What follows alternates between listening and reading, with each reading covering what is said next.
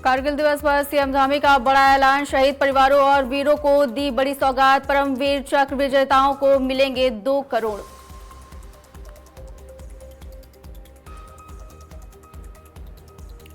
हरिद्वार में प्रतिभा सम्मान समारोह में पहुंचे सीएम धामी।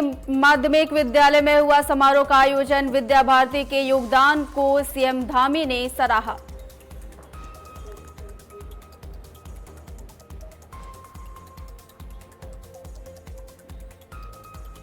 कांवड़ यात्रा में खाद्य सुरक्षा पर सख्ती, श्रद्धालुओं के स्वास्थ्य को लेकर के खाद्य विभाग अलर्ट, दुकानदारों को लाइसेंस दिखाने के मिले निर्देश।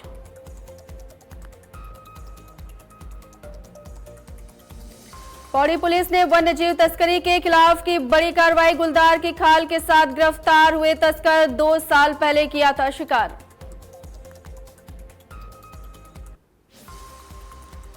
उत्तराखंड में 3 दिन भारी बारिश का अलर्ट, देहरादून समेत कई जिलों में ऑरेंज अलर्ट, भारी बारिश से भूस्खलन की बढ़ा खतरा।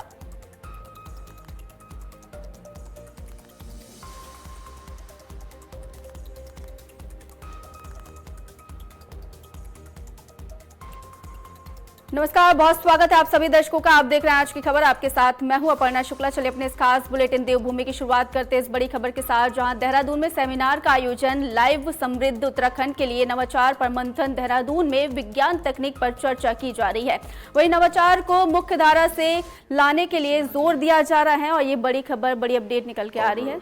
इस कार्यक्रम के हेतु आज मुझे और इस कार्यक्रम से जुड़ने वाले श्री गजेंद्र सिंह नेगी जी, हमारे मित्र, परितोष केमोठी जी, आए हुए भट्ट जी, हमारे यहाँ पर इंजीनियर भवानी शंकर पांडे जी, सिन्हा जी, हमारे सभी आए हुए अतिथिगण, हालचंद जी, पीछे दीपक जी, दीपक फरसवाण साहब, और हमारे डॉक्टर BS नेगी जी हिंदुस्तान समाचार से, और सभी आए हुए विज्ञान एवं प्रौद्योगिकी, साइंस एंड टेक्नोलॉजी के क्षेत्र में जुड़े हुए सभी हमारे प्रतिष्ठित विशेषज्ञ, शिक्षाविद, शोधकर्ता, नीति निर्माता एवं हमारे उदयमान नवोदित मेरे प्रिय सभी छात्र एवं छात्राएं, हमारे स्टूडेंट्स और मीडिया के सभी हमारे मित्र, मैं आज के इस अवसर पर आप सभी का हृदय से स्वागत करता हूं, आप सबका अभिनंदन करता हूं और आप सबके बीच में आज इस महत्वपूर्ण अवसर पर उपस्थित होकर मुझे अत्यंत प्रसन्नता हो रही है। अच्छा होता है ऐसे कार्यक्रम में कि पहले से व्यस्तता न होती तो मैं पूरे दिन भर रहता, और एक से एक मुन्ना सिंह जी भी जो आज बोल रहे थे वो हम मतलब ऐसे सुन रहे थे कि जैसे वो कहीं किसी वैज्ञानिक के नाते, किसी बड़े जिन्होंने शोध के क्षेत्र में काम किया है, उस प्रकार का उनका व्याख्यान हो रहा था, जबकि और उनकी फील्ड अलग है। जब उनकी फील्ड अलग है वो ऐसा बोल रहे थे, इस तरह से बोल रहे थे, एकदम बिल्कुल उसके अंदर डीप जाकर, गहरे में उतरकर, और ऐसा लग रहा था किसी ध्यान में मग्न हो गए बोलते बोलते। क्यों सती जी, आपको भी ऐसा लग रहा होगा? तो जब राजनीतिक क्षेत्र का व्यक्ति, सामाजिक क्षेत्र का व्यक्ति इस प्रकार से बोलता है तो ऐसे कार्यक्रम में अन्य लोगों की अभिव्यक्ति किस प्रकार की होगी, हम लोग स्वयं उसका अंदाजा लगा सकते हैं। और ये आज का आयोजन केवल औपचारिक सम्मेलन नहीं है, बल्कि ये हमारे उत्तराखंड की भविष्य की दिशा क्या होगी, दशा क्या होगी, उसको तय करने वाला एक बहुत ही अत्यंत महत्वपूर्ण ये मंच है। और आज जब पूरा विश्व साइंस, टेक्नोलॉजी, इनोवेशन के बल पर विकास की नई ऊंचाइयों को छू रहा है, नए नए शोध हो रहे हैं, नए नए अनुसंधान हो रहे हैं, नया इनोवेशन हो रहा है, ऐसे समय में साइंस, टेक्नोलॉजी और इनोवेशन को मुख्य धारा से जोड़ने का आज का ये विषय अत्यंत प्रासंगिक और जो आज की नीड ऑफ आवर समय की जो आवश्यकता है, मैं इस अत्यंत और महत्वपूर्ण कार्यक्रम के आयोजन के लिए द पायनियर समाचार पत्र समूह और उत्तराखंड राज्य विज्ञान एवं प्रौद्योगिकी परिषद यूकॉस्ट और उनकी पूरी टीम को मैं बहुत धन्यवाद देता हूं कि उन्होंने हमारे बच्चों के लिए एक अच्छा कार्यक्रम यहाँ पर आयोजित किया है। और मैं ये देख के मुझे अत्यंत खुशी हो रही है कि हमारे प्रिय बच्चे, छात्र छात्राएं भी बड़ी संख्या में यहाँ पर आए हैं। और उससे भी अच्छा मुझे क्या लग रहा है कि हमारे ये जो बच्चे हैं ये कार्यक्रम में औपचारिक रूप से सम्मिलित नहीं हुए हैं कि किसी कार्यक्रम में आए हों और बैठे हों। मैं उनकी जिज्ञासा देख रहा हूँ, टकटकी लगा के यहाँ के जो वक्ताओं के वक्तव्य हो रहे हैं उसको सुन रहे हैं, बहुत ध्यान से सुन रहे हैं।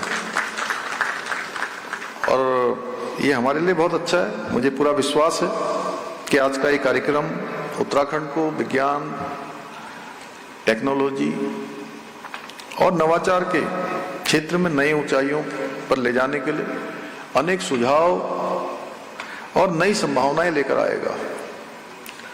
भाइयों बहनों, आज पूरी दुनिया एक नए दौर से गुजर रही है और एक ऐसा दौर जहां किसी भी राष्ट्र या राज्य की प्रगति केवल उसके जो प्राकृतिक संसाधन हैं उन संसाधनों पर निर्भर नहीं, बल्कि उसके ज्ञान, विज्ञान, अनुसंधान और नवाचार की जो क्षमता है उससे निर्धारित होती है।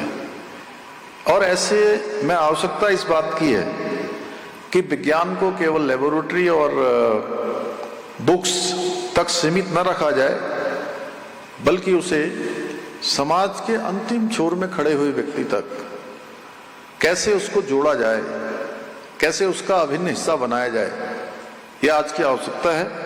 और जब विज्ञान आम जन के जीवन को आसान बनाएगा, सुविधाजनक बनाएगा, उसके समय को कम करेगा, उसकी चुनौतियों को आसानी से उसका हल देगा, तो सच में इसका वास्तविक उद्देश्य तभी पूरा होगा।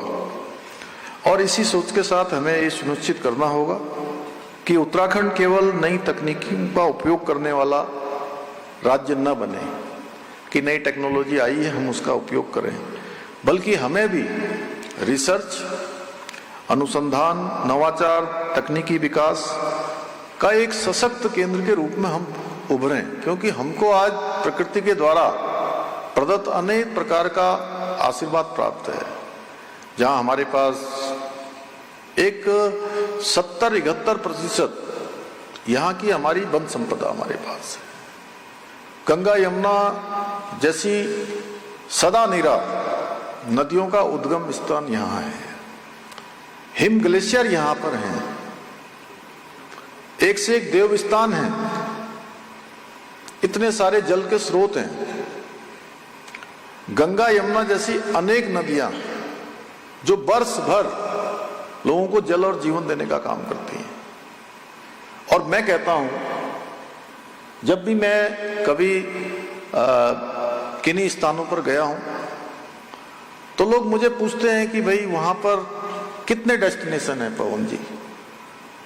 आप जैसे जो हमारे बहुत सारे अच्छे लिखने वाले हैं, अच्छे गुणने वाले हैं, लिखना अलग बात है, गुणना अलग बात है।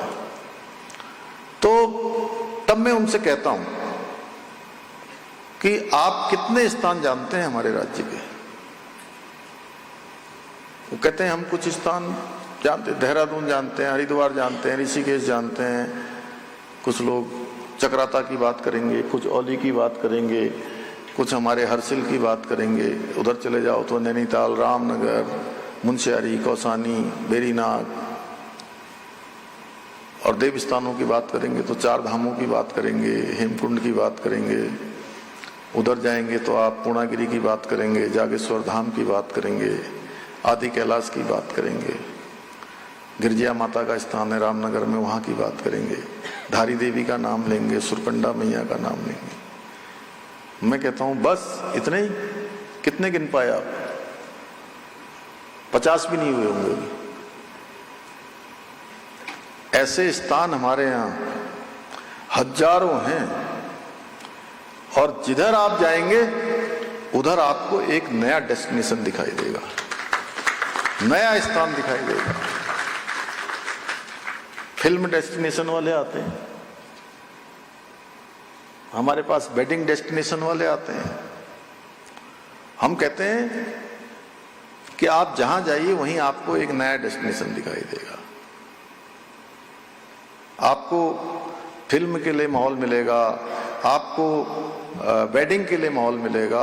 अच्छा, यहाँ पर हर प्रकार से एक आध्यात्मिक वातावरण, सुकून देने वाला वातावरण, ऊर्जा से ओत-प्रोत वातावरण, और साथ में अच्छा पर्यावरण।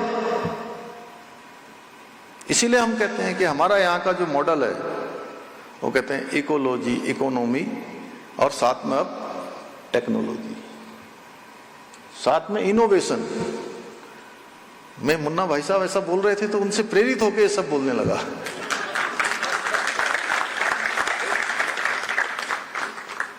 और मैं प्रेरणा बहुत जल्दी ले लेता हूं। सीखने में मुझे थोड़ा सा भगवान ने जो है महारत दी है। मेरे से कोई भी हो, अगर कहीं पर अच्छी बात होती है तो मैं बिल्कुल संकोच नहीं करता जी। अभी भी मैं कई बार बैठकों में बैठता हूँ, ये बंशीधर तिवारी यहाँ पर बैठे हैं, ये देखते रहते हैं पीछे से, मैं तुरंत पूछने लगता हूँ, अगर मेरे को कोई चीज़ समझ में नहीं आएगी तो बताइए जी। एक बार बाईपास करेंगे तो बार बार बाईपास होता चला जाएगा। क्यों शंकर भाई, आप तो बचपन से जानते होंगे। तो इस प्रकार से हमारे पास बहुत प्रकृति के द्वारा प्रदत्त जो है आशीर्वाद भी है। प्रकृति की हमको जो है एक तरह से बहुत हमारे ऊपर उनका हर तरीके से आशीर्वाद कहिए, प्रेरणा कहिए, आगे बढ़ने के मार्ग कहिए, और समृद्धि अगर हम कहें तो हमारे पास समृद्धि भी बहुत है। किसी के पास इतनी समृद्धि नहीं है, इतने बड़े हिम ग्लेशियर, इतना बड़ा वन संपदा, इतने बड़े देव स्थान, इतनी सारी सदा नीरा बहने वाली नदियां। तो इसलिए आज जो आर्टिफिशियल इंटेलिजेंस है, रोबोटिक्स है, ड्रोन है, सेमीकंडक्टर जैसी जो टेक्नोलॉजी है, वो केवल भविष्य की कल्पना नहीं है, बल्कि आज वर्तमान की आवश्यकता भी है, वर्तमान की जरूरत है। और इनके माध्यम से हम अपने दूरस्थ जो हमारे पर्वतीय क्षेत्र हैं उन क्षेत्रों तक अनेक प्रकार के काम कर सकते हैं। उसमें जिसमें डॉक्टर संजय काम कर रहे हैं, स्वास्थ्य सेवाओं को और अधिक हम सुलभ बना सकते हैं टेक्नोलॉजी का उपयोग करके। शिक्षा की जो क्वालिटी है उसको ऊंचाइयां प्रदान कर सकते हैं। सीमांत क्षेत्रों में रहने वाले, दूरस्थ क्षेत्रों में रहने वाले, उनको भी अच्छी शिक्षा हम दे सकते हैं। और हमारे राज्य में जो हमको प्रत्येक वर्ष एक बड़ी समस्या जो हमारे लिए मानसून आते ही खड़ी करती है, बरसात वैसे तो अच्छी होती है, तो जल बिन सब सून, जल नहीं होगा तो जीवन नहीं होगा, जल नहीं होगा तो समृद्धि नहीं होगी, जल नहीं होगा तो कुछ भी नहीं होगा। आने वाला जो समय है वो जल का बहुत बड़ा चुनौती जल के संकट की होने वाली है। लेकिन उसके बावजूद भी मैं आपको बताऊं कि पिछले वर्ष जब रात में धराली आपदा के बाद जब बारिश होती थी, बादल गड़गड़ाते थे, तो सच में मैं भगवान का स्मरण करता था। मैं सो भी रहा होता था, 12, 1, 2 बजे मैं उठ के भगवान का स्मरण करने लगता था। ओम त्र्यंबकम यजामहे सुगंधिम पुष्टिवर्धनम उर्वारुकमयी वंदना मृत्यो मोक्षी मामृता। भगवान हमारी रक्षा करना, हमारे राज्यवासियों की रक्षा करना। इतनी हमने आपदाओं का सामना किया। कितनी आपदा अगर पिछले वर्ष आप जाएंगे तो धराली से शुरू होकर आपदा रुकने का नाम ही नहीं ले रही थी। अंत में धारी मैया के दर्शन किए और उनसे प्रार्थना की कि अब बहुत हो गया, अब हमारी रक्षा करिए। कहाँ धराली की आपदा, श्याना चट्टी की आपदा, छेनागाड़ की आपदा, रुद्रप्रयाग में, वहाँ थराली की आपदा, चेपड़ों की आपदा, कुंतरी, दुर्मा, चमोली में, इधर जो है हमारा पौसारी की आपदा, पौड़ी में सैंजी गांव की आपदा, भरसार के क्षेत्र की आपदा, देहरादून के आसपास इतना आपदा ही आपदा हो गई। कहीं जल भराव हो रहा है, कहीं भूस्खलन हो रहा है, कहीं घर के घर जो है बह जा रहे हैं, जन हानि इतनी बड़ी संख्या में। तो ऐसे समय में ये जो टेक्नोलॉजी है जिसकी हम बात कर रहे हैं, इसको हम और अधिक क्विक रिस्पांस, हमारा जो टाइम है वो कम हो, आपदा की चेतावनी पहले से आ जाए, इसको और प्रभावी बना सकते हैं। कृषि का क्षेत्र है, पर्यटन का क्षेत्र है, इनमें हम सही नई संभावनाओं के द्वार खोल सकते हैं इसके माध्यम से। साथ ही सेमीकंडक्टर, रोबोटिक्स, उभरती हुई तकनीकों के क्षेत्र में नवाचार को बढ़ावा देकर युवाओं को रोजगार से, उद्यमिता से और स्टार्टअप के क्षेत्र में जो हमारे युवा नौजवान आज जिनके अंदर अच्छी योग्यताएं हैं, क्षमता है, प्रतिभा है, उनको आगे बढ़ने के और अवसर प्रदान कर सकते हैं। बहुत सारे हमारे बच्चे हैं जो अपनी 10th की पढ़ाई, 12th की पढ़ाई करने के बाद, ग्रेजुएशन करने के बाद वो भी अच्छा अपना काम करना चाहते हैं, लेकिन बहुत लोगों के पास उस प्रकार के साधन नहीं है, संसाधन नहीं है। ऐसे लोग साधनों और संसाधनों के अभाव में पीछे न रहें, इस ओर भी हमारा पूरी तरह से ध्यान है। और ऐसे सभी लोगों को हम प्रोत्साहित करने का काम भी कर रहे हैं। और उत्तराखंड के जो युवा हैं, नौजवान हैं, मैं उनके बारे में कह सकता हूं कि बहुत संवेदनशील हैं, बहुत उनके अंदर संभावनाएं हैं, प्रतिभाएं हैं और परिश्रम करने वाले हैं, इनोवेशन करने वाले हैं। बस जरूरत है कि उनको अच्छी दिशा मिले। हमारे युवाओं के पास ऊर्जा भी है, नए विचार भी हैं और परिवर्तन का नेतृत्व करने का उनके अंदर एक पोटेंशियल भी है। जरूरत है कि उनको अच्छे साधन मिले, अवसर मिले, सही मार्गदर्शन मिले। और जब सरकार, शिक्षा जगत, उद्योग, इंडस्ट्री के लोग, हमारे ऐसे ही इंस्टीट्यूशन जो साइंस और टेक्नोलॉजी के क्षेत्र में काम करते हैं, इस दिशा में एक साथ मिलकर काम करें। सब लोग अलग अलग दिशा में काम करते हैं तो उसका इम्पैक्ट थोड़ा कम हो जाता है। जो एक समग्रता आनी चाहिए, जो कोई भी चीज एक साथ विस्तार रूप लेना चाहिए, जो सबका कार्यक्रम बनना चाहिए, वो अगर अलग अलग सेक्शन में बढ़ता है तो उसका प्रभाव कम हो जाता है।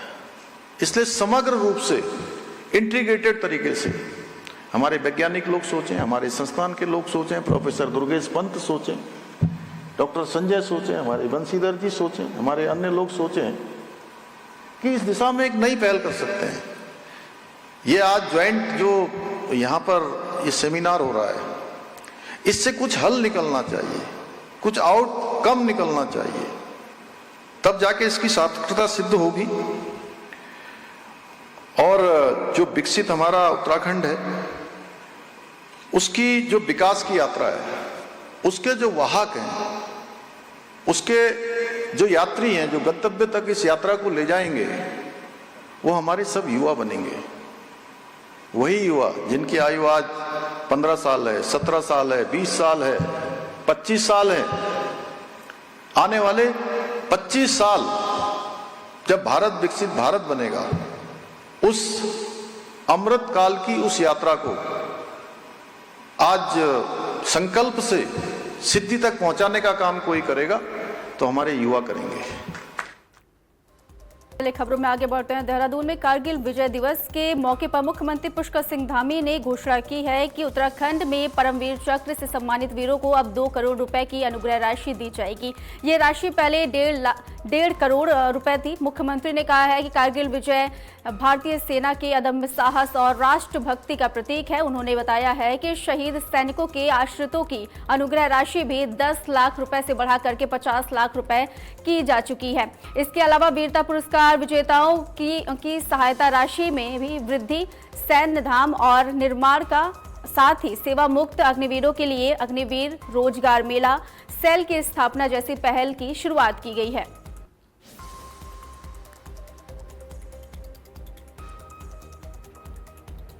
राशि को भी हमने 1.5 करोड़ रुपए किया था, लेकिन आज गणेश जोशी जी कह रहे हैं कि ये राशि बढ़नी चाहिए। तो मैं घोषणा करता हूं कि परमवीर चक्र विजेताओं की ये राशि अब 1.5 करोड़ से 2 करोड़ रुपए होगी। मुख्यमंत्री पुष्कर सिंह धामी ने हरिद्वार के रुड़की स्थित राजकीय माध्यमिक विद्यालय में विद्या भारती अखिल भारतीय शिक्षा संस्थान उत्तराखंड द्वारा आयोजित प्रतिभा सम्मान समारोह में भाग लिया है। इस दौरान उन्होंने विद्या भारती के शिक्षा और संस्कार आधारित योगदान की सराहना की है। मुख्यमंत्री ने कहा है कि विद्या भारती हर गांव और हर घर तक पहुंच चुकी है और साथ ही संस्था ने अपने विचारों और मूल्यों को पूरे प्रदेश में फैलाने का कार्य किया है।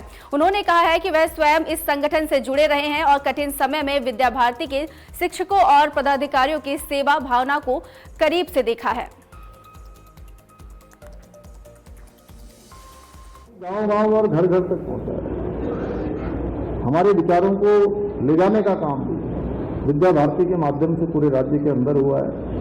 क्योंकि मैं इन संगठनों से बाल्यकाल से जुड़ा रहा हूं, इसलिए मैं जानता हूं कि आज फिर भी बहुत सारा विस्तार हो गया, लेकिन कठिन परिस्थितियों में हमारे राज्य के अंदर हमारे सभी विद्या भारती के आचार्यगणों ने, हमारे पदाधिकारियों ने, संगठन के काम करने वालों ने बहुत काम किया है और आज करीब 562 विद्यालयों का संचालन किया जा रहा है, जिसमें 1.25 लाख विद्यार्थी शिक्षा ग्रहण कर रहे हैं। मैं इस अवसर पर, आज के इस विशेष अवसर पर देश के भविष्य निर्माण में 7 दशक से भी अधिक समय तक काम करने वाले अखिल भारतीय शिक्षा संस्थान और उसके सभी कार्यकर्ताओं को, सभी स्वयंसेवकों को, आचार्यगणों को, उनके शिक्षा जगत में किए गए इस महान योगदान के लिए उन सभी को मैं नमन करना चाहता हूँ। चलिए अगली खबर का रुख करते हैं। मुख्यमंत्री पुष्कर सिंह धामी ने देहरादून के पुलिस लाइन स्थित हेलीपैड पर एक स्कूली छात्र से मुलाकात कर उससे बातचीत की है। इस दौरान मुख्यमंत्री स्वयं छात्रा के पास पहुंचे और उसकी पढ़ाई लिखाई साथ ही भविष्य की योजनाओं के बारे में जानकारी ली है। मुख्यमंत्री के सहज और स्नेहपूर्ण व्यवहार से छात्रा और उसके परिजनों को भी उत्साहित नजर आए हैं। इस दौरान कौन सी क्लास में पढ़ती हैं? यहाँ पर क्या कर रही थी?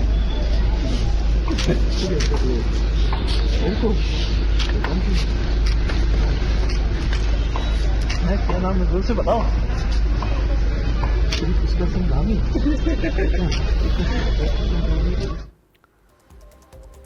और वहीं उत्तराखंड में अगले 3 दिनों तक भारी बारिश का दौर लगातार जारी रहने की संभावना है। मौसम विभाग ने देहरादून, नैनीताल और बागेश्वर के लिए ऑरेंज अलर्ट जारी किया है, जबकि टिहरी, चमोली, उत्तरकाशी समेत कई जिलों में येलो अलर्ट घोषित किया गया है। पर्वतीय क्षेत्रों में भूस्खलन और नदी नालों के जल स्तर में अचानक बढ़ोतरी की आशंका जताई गई है।